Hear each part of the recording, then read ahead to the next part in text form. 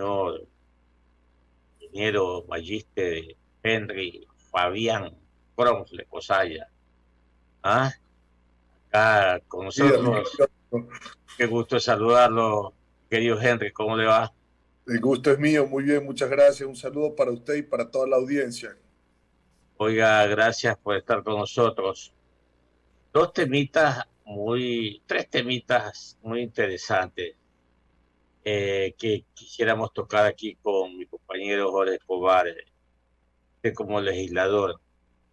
El primero, usted criticó, siendo legislador en el periodo pasado, de la actuación, de los resultados de la ex Asamblea Nacional.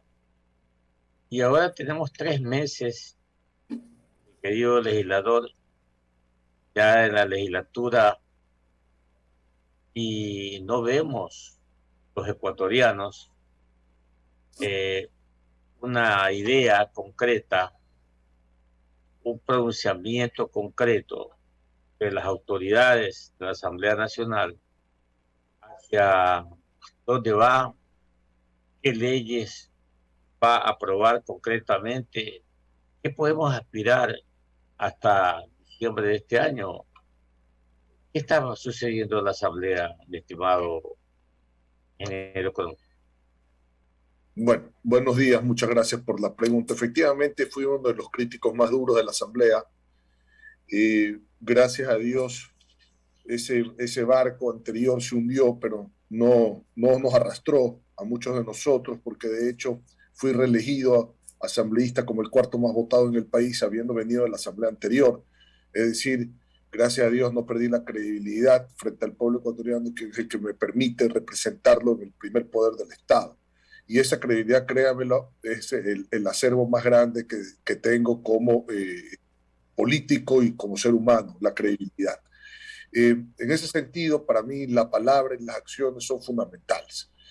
¿Y qué es lo que ha pasado en esta asamblea? Pues bueno, después de que se entregó, porque se entregó la asamblea a un grupo respetable, el grupo de Pachacuti respetable, que tiene ideas respetables, pero que para mi concepto son ideas equivocadas en cuanto a lo que necesita el país para su desarrollo en este momento. Entonces, se entregó esa asamblea y se perdió la gobernabilidad porque se perdió poder conseguir virtualmente el gobierno una mayoría de votos para poder pasar los proyectos de ley, tratarlos y poderlos hacer ley dentro del marco de la Asamblea Nacional que permita cumplir con el compromiso de campaña que fue por lo que votó un poquito más de la mitad de los ecuatorianos en las urnas el 11 de abril. Entonces, yo uso un término, se dinamitó la gobernabilidad. Y cuando se dinamita la gobernabilidad, estas son las consecuencias. El gobierno había hablado para ganar en la segunda vuelta, que fue muy apretada. Un poquito más de la mayoría de los ecuatorianos votaron por Guillermo Lasso, en una suerte de que tampoco regrese de alguna manera corregir yo más que otra cosa al Ecuador. Y en ese sentido, se perdieron 7 de la mañana, 8 minutos. votos del Ecuador, de lo que llamaba señor Lazo el Ecuador del encuentro. El Ecuador del encuentro, que no podía ser un encuentro entre los panas, entre los chuntas, entre los amigos, sino el encuentro justamente con los que piensan diferente para poder viabilizar una oferta de campaña, un compromiso de campaña en materia legislativa y poderle dar gobernabilidad al país. Y cuando se dinamita eso, pues estas son las consecuencias, casi 75 días de gobierno y no hemos recibido más que un proyecto de ley de comunicación que incluso para muchos y para ustedes, por ejemplo, la ERE, ustedes ya presentaron su propio proyecto y hay otros que están presentando porque lo que está presentando en ese proyecto en su gran mayoría está resuelto por el gobierno anterior. Entonces, esas son las consecuencias de evitar la gobernabilidad. Ahora, lo interrumpo, legislador, pero hay un génesis, hay un origen. Yo recuerdo, la ciudadanía lo recuerda en general, que prácticamente había permítanme otra vez el término, un acuerdo político entre el expresidente Correa, entre el ex alcalde de Guayaquil, Jaime Nebot, y el actual presidente de la República. Y en ese acuerdo, su nombre estaba propuesto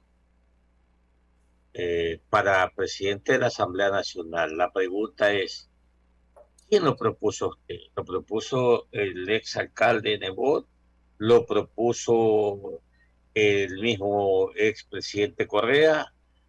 ¿O usted dijo póngame a mí? ¿O el mismo actual presidente de la República dio su nombre? Cuéntenos ahí un poquito. Bueno, déjenme empezar diciéndole que por eso es importante la historia dentro de los sucesos, ¿no? De lo que pasa en un país y cuáles son los resultados. Si usted revisa todas las entrevistas mías previo al 14 de mayo, es decir, a la fecha en donde se posicionaba la Asamblea, yo fui claro haciendo un llamado a todos, encabezaba la lista del Partido Social Cristiano diciendo, señores, aquí lo importante no es ver quiénes son las autoridades que van a manejar el Congreso, lo importante es llegar a construir la base de la pirámide y no nos preocupemos por la cúspide de la pirámide, que son las autoridades, y la base de la pirámide es la gobernabilidad. ¿Cómo vamos a obtener esa mayoría para poder llevar a cabo un plan de gobierno sabiendo que el país necesitaba pues una política fiscal, una política económica, una política de inversiones, una política minera, una política petrolera, una política para desarrollar el campo, la pesca, la agricultura, la ganadería, un comercio justo, que ya no le sigan llevando la plata a los gobiernos autónomos descentralizados, a la seguridad social, a los jubilados, etcétera. Entonces, había una agenda inmediata y necesaria que sigue existiendo, que se tenía que tratar de manera inmediata en el Congreso y no esperar, pues ahora estamos 75 días y no hay nada. Entonces, había que construir la gobernabilidad en mayoría en la base de la pirámide y para eso se necesitaba prestar mucha atención para obtener una mayoría en esa coalición en las comisiones permanentes pertinentes a este plan de gobierno. De ahí se podían ver cuáles iban a ser las autoridades que, digamos, llegando a ese acuerdo en la base, podrían manejar esa gobernabilidad. No al revés, pues, porque no es que yo escojo y me reparto las autoridades y no tengo un plan de gobernabilidad abajo, pues entonces la autoridad ¿para qué sirve? ¿Para hacer cumplir qué? ¿Para hacer cumplir el antiproyecto de gobierno? ¿La antitesis? ¿El anticompromiso? No, pues entonces hay que usar un poquito la lógica en esto. Entonces, Henry Kronfler nunca se propuso para presidente de la Asamblea. Él, Henry Kronfler, lo propusieron. ¿Quién lo impulsa? El Ecuador del Encuentro. ¿Y quién es el Ecuador del Encuentro? El presidente Guillermo Lasso. El presidente Guillermo Lasso es el que impulsa mi candidatura a la presidencia del Congreso. El Partido Social Cristiano lo que quería era la gobernabilidad, la mayoría en la coalición y que pues exista dentro del grupo de este acuerdo del Ecuador del Encuentro, que no puede haber un encuentro, como lo dijo el presidente Lasso, sin casi la mitad de los ecuatorianos que habían votado por UNES, ni sin los 49 asambleístas que representaban a UNES y al pueblo en el Congreso. Entonces, ¿cómo iba a haber un Ecuador del Encuentro sin esos votos? ¿No? Por más buena intención que hubiera tenido el Partido Social Cristiano con Creo, no nos daban los votos, pues, y con los independientes sumados no llegamos ni a 50 votos. Y usted sabe que en la Asamblea se necesitan más de 70 votos para una mayoría y 90 votos para una mayoría calificada, que se llama, que es las 2/3 partes. Entonces, dicho esto, el que propone el Ecuador del Encuentro, el que hace las gestiones para llevar a cabo el Ecuador del Encuentro, obviamente aquí no iba a haber metida de mano en la justicia, no debía haber interferencia en poderes del Estado, eso somos demócratas todos, nunca iba a pasar eso, no iba a pasar reparto de puestos en el gobierno, tampoco iba a pasar eso, hay que decirlo con absoluta claridad.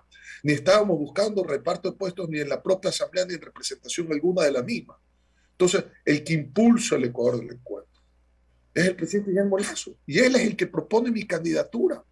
Él es el que impulsa mi candidatura. Por eso se me hace tan absurdo ver en los periódicos ayer que el señor Pascual del Chopo, expresidente del Partido Social, al cual tuve que salir a contestarle porque una barbaridad lo que ha hablado, que él mismo a confesión de parte releva de prueba dice no estuve en nada y no sé nada, pero entonces la persona que no estuvo en nada y no sabe nada se mete a opinar de algo, eso ya es gravísimo, y encima a meterle candela al fuego cuando el país no le interesa la pelea entre políticos, le interesa que es lo que se resuelvan sus problemas, y supuestamente es diplomático, que debería manejar las cosas con diplomacia, tratando de apaciguar, no exacerbar, hace absolutamente todo lo contrario, faltando la verdad el día de ayer en una entrevista en el periódico. Entonces tuve que salir a contestarle, señor del Chopo, usted era el presidente del partido y no sabe nada, entonces ¿qué presidente del partido era? Primero. Segundo, si no sabe nada, ¿para qué opina?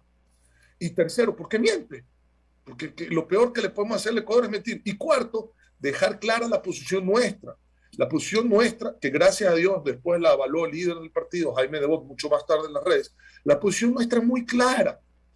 Señores, ya se rompió un acuerdo porque se rompió la palabra y se rompió. Ya eso es irremediable, ya pasó, es el pasado. Ya no se puede decir no se rompió, ya se rompió. Y esto no fue un malentendido, es una ruptura del acuerdo. No es un malentendido. Aquí no hubo un malentendido. Lo que menos podían haber eran cosas no claras para llegar a un acuerdo. Tenía que estar todo transparente y sobre la mesa. Entonces, malentendidos no existen. Ahora, ¿cuál es el futuro? ¿Qué es lo que le interesa a la gente? El Partido Social Cristiano va a poner su voto por el compromiso de campaña que hizo con el presidente Lazo. Recuerden que el acuerdo era Partido Social Cristiano, Guillermo Lazo, para la presidencia. Después hubo una suerte de acuerdo legislativo. Pero ese acuerdo para la presidencia, para poder a Lazo el presidente, nosotros lo vamos a cumplir dando nuestros votos a cambio de absolutamente nada, si es que la política del gobierno es cumplir con el compromiso de campaña, los compromisos que se hicieron en la campaña. Pero si el gobierno no cumple con esos compromisos, tendremos que luchar para que se cumplan porque está ahí nuestra firma, mi querido amigo. Y nosotros 7:16 minutos. Con lo 7:16 minutos, 7:16 minutos. Entonces, rapidito para tocar otro tema con Jorge Escobar, legislador. Con sus declaraciones me hace pensar entonces que el presidente Lazo con confianza puede enviar ese proyecto de reforma tributaria porque el bloque social cristiano va a apoyar, va a aprobar esa propuesta.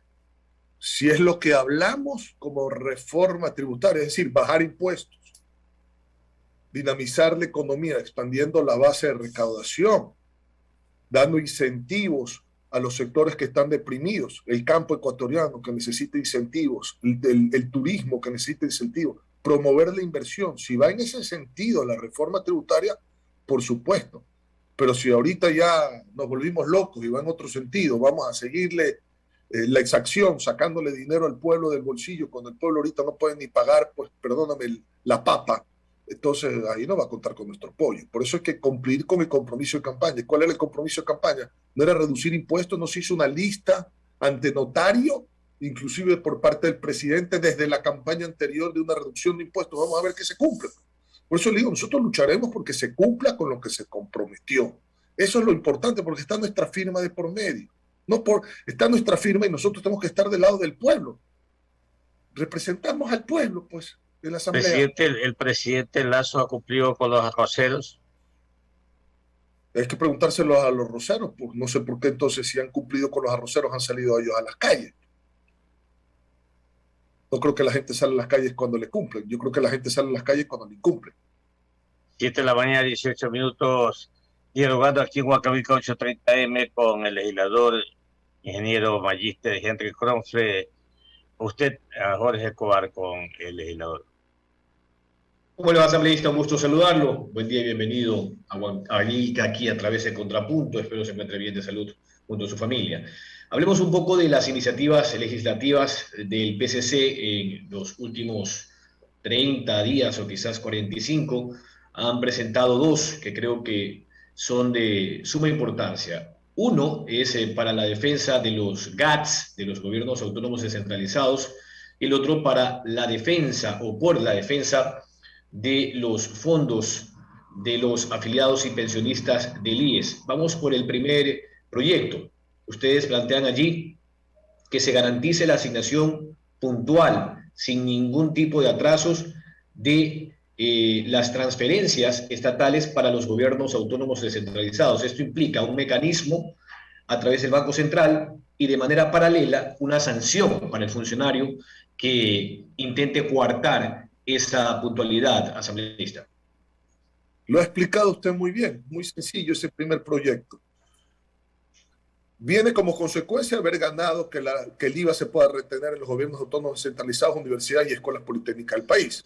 Que perdóneme que se lo diga, nos los trataron de bloquear y gracias a la Corte Constitucional, en su mayoría, porque no todos los miembros de la Corte Constitucional, dieron el apoyo para que el proyecto sea una realidad. Nos trataron de bloquear el proyecto porque se querían seguir jalando la plata del IVA y devolverla tarde malo nunca. Entonces, a consecuencia de poder haber ganado esto, vamos al siguiente paso, las rentas.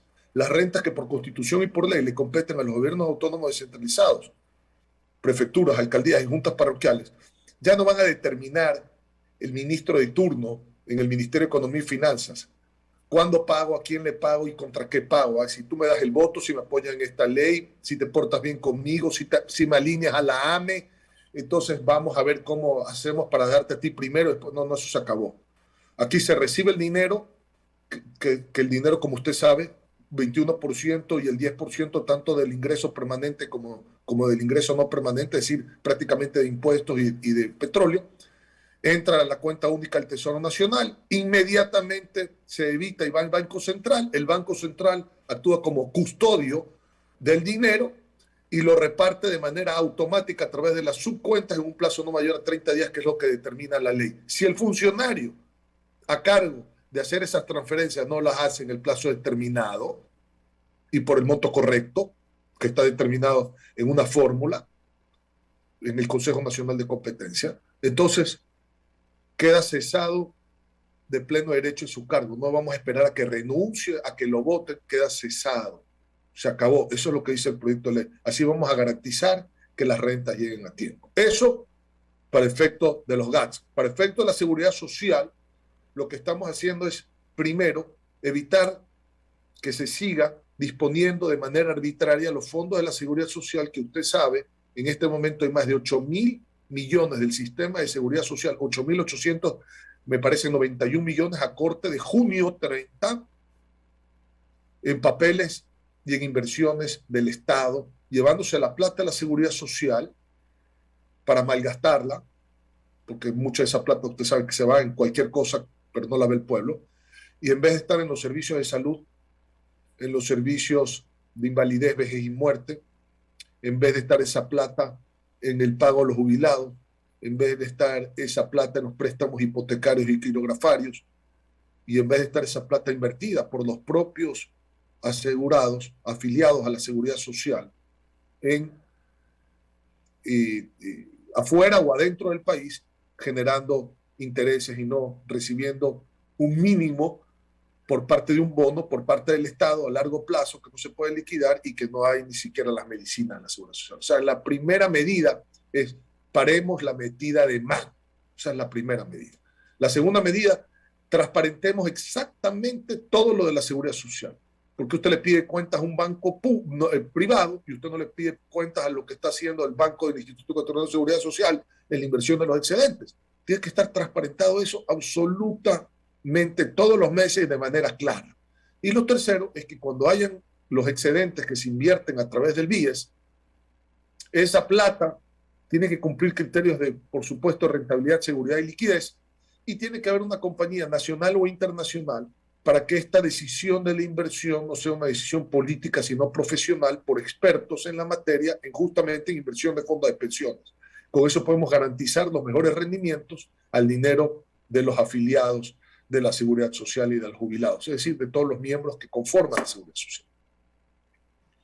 Ahora bien, dentro del IES tenemos una serie de problemas, no solo de financiamiento, sino de provisión al interior de los hospitales. El doctor Francisco Andino, ex ministro de Salud, también integrante de la mesa técnica del COE cantonal en Guayaquil, ha asumido la gerencia del Teodoro Maldonado Carbo y en sus primeros 30 días en funciones ha mostrado una serie de problemas, más de 405 ítems en medicamentos y también insumos en stock cero, ingeniero. Esto sin contar los problemas de infraestructura y otras carencias al interior solo de esa casa de salud, que es una de las dos grandes que tiene Guayaquil. La otra casa de salud es el Hospital de los Cebos. ¿Cómo lograr finalmente que el afiliado o el pensionista pueda devengar lo aportado por años y lo que se le descuenta por ley mensualmente, que es el 9.5% de su sueldo, y lo que decíamos la semana pasada? Esto a pesar de que la mayoría, quienes tienen la bendición de contar con la disponibilidad económica, se ve abocada a contratar un seguro privado de salud para poder tener una atención al menos eficiente y oportuna, porque dicen ellos, someterme al IES, Dios no quiera. ¿Cuándo vamos a tener finalmente una seguridad social? Como sí se da en Estados Unidos o en Europa, ingeniero. A ver, muy buena su observación, pero déjame decirle algo. 9.5 es lo que aporta el trabajador y la diferencia la aporta el empleador. Por lo tanto, usted está pagando casi un 21% del salario en una suerte de impuesto del cual usted no ve nada. Y peor aún, ya no es que no ve nada, ya no quiere recibir nada porque sabe que si es que recibe algo, mejor va a recibir una pésima atención, un mal diagnóstico y no hay medicina, no hay nada. Es terrible lo que está pasando. Entonces, el primer paso es parar que se le lleven la plata. Pues. Ese es el primer paso. Porque si vamos a discutir cuál va a ser la estructura de la reforma legislativa o administrativa como primer paso y nos tiramos 2 años, 3 años discutiendo eso, el día que esté listo no va a haber un centavo, ya está quebrada. Entonces, señores, lo primero que hay que hacer es lo que hemos hecho nosotros. Paremos la metida de mano. Eso es lo primero que hay que hacer. Transparentemos, paremos la metida de mano. Ahora, lo que usted está hablando no es el excedente. El excedente es decir, qué equipos tengo que comprar, qué medicinas y cuánto me sobra, y lo que me sobra lo invierto, que es lo que hace el BIES. Lo que usted está hablando no es el excedente. ¿Y por qué no se puede ahorita invertir en excedente? Porque ni siquiera hay plata para cubrir las necesidades que hay en el marco de, por ejemplo, de los servicios de salud, que es lo que usted se está refiriendo, en donde están los equipos, están los medicamentos, están los utensilios, no hay gasas. El otro día escuchó un expresidente de la República en la radio decir que es doctor, no hay gasas. O sea, imagínense, no hay gasas. O sea, ¿qué es esto? No hay una gasa. ¿Cómo se hace una operación si no hay una gasa? Entonces, es terrible. Entonces, ese cambio administrativo es un segundo paso, pero que hay que verlo en paralelo, pero que no necesita de la Asamblea Nacional para comenzarse a corregir, pues. Eso no necesita de ley discúlpeme, para llevar una bodega en el Teodoro Maldonado y que no se robe la medicina, no se necesita un cambio de ley. Lo que se necesita es que haya la plata para poder comprar la medicina para que llegue al Teodoro Maldonado. Y luego, ¿cuál es el trámite dentro del hospital? No, eso no tiene que ver nada con la legislatura. Entonces, la parte administrativa tiene que estar estructurada con el representante del gobierno, el representante de los trabajadores y el representante de los empleadores, que en este momento conforman un directorio. Y esos son los absolutos responsables de cambiar la administración para darle un giro a esto, siempre y cuando, vuelvo y le repito, primero frenemos la llevada de plata. Porque la típica en esos directorios, ¿qué quieres que haga si no tengo dinero? Entonces, no. Organiza, el dinero ya va a estar ahí si se aprueba el proyecto de ley, porque no se lo van a seguir llevando, pero ya tenés una estructura de organización y administrativa que permita que con lo que hay ahora ya no siga habiendo el robo y el despilfarro. 7:28, el ingeniero Henry Krofle, asambleísta nacional por el Partido Social Cristiano, está aquí en Huancavelica a través de Contrapunto, economista. Sí, ya el ingeniero Krofle tiene 40 entrevistas que este día le vamos lo vamos a despedir no sin antes decirle que el 2 de agosto el ingeniero Krofle con el toro Luis Almeida entregaron a la Asamblea Nacional un proyecto de ley de estabilidad y seguridad social, donde se propone este proyecto de ley rectificar o yo diría reestructurar y tratar de mejorar las finanzas o los fondos de estas tres entidades, el IES, la de la policía y de las Fuerzas Armadas. Que dicho de paso, a las tres les debe 9.000 millones de dólares. el Ministerio de Finanzas en concepto de bonos. 8.400 millones al IES y la diferencia a estas dos entidades, como es la de las Fuerzas Armadas y la Policía Nacional.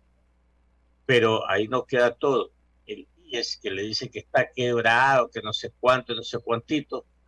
Pero el asunto es que el banco del IES, del IES, tiene 21.000 millones de dólares para invertir, pero de los cuales pues no tienen nada, porque el gobierno le debe muchísimo dinero. Entonces, en ese proyecto de ley reformatorio, ingeniero Kronfeld, ustedes aspiran que definitivamente se logre la estabilidad, se logre la sostenibilidad, la eficiencia, la celeridad y la transparencia en estas instituciones. Sí, de Ese es eso el se objetivo. trata. Ese es el objetivo.